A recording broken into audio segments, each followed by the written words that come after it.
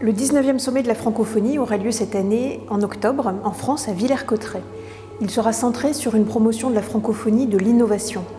La francophonie, ce sont 321 millions de locuteurs et toute une richesse d'écosystèmes, des chercheurs, des universités, des entreprises, des industries, réparties à travers les 5 continents, donc une richesse incroyable pour l'innovation à découvrir en français.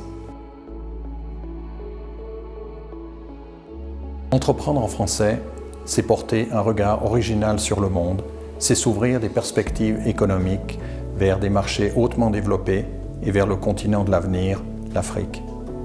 Pour moi, c'est de renforcer l'insertion professionnelle des jeunes dans les métiers d'avenir, moyennant une offre de formation adaptée, favoriser l'autonomisation des populations les plus vulnérables, femmes et jeunes, pour leur permettre de faire face aux défis de l'environnement climatique, économique et sociaux, promouvoir les échanges commerciaux et développer des initiatives innovantes. Si on utilise le verbe entreprendre, on pense à quelque chose qui dure dans le temps, qui est probablement infini, quelque chose qu'il doit vraiment continuer de faire.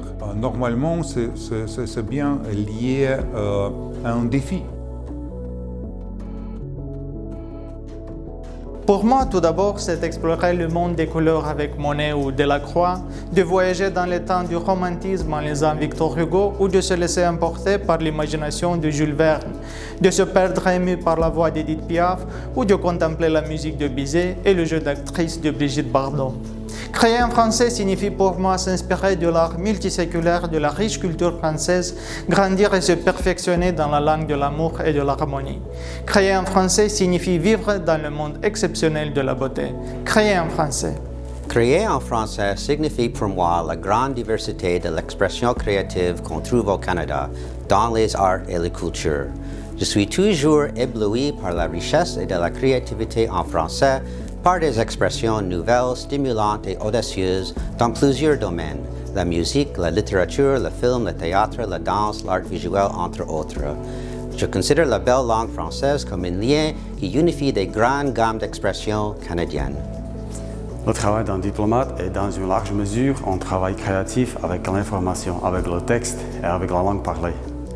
Pour moi, donc, créer en français, ou plutôt utiliser dans ma vie professionnelle aussi le français, signifie l'accès à un plus grand nombre de sources d'informations. En plus, je peux ajouter à ce que je suis en train de créer une autre perspective.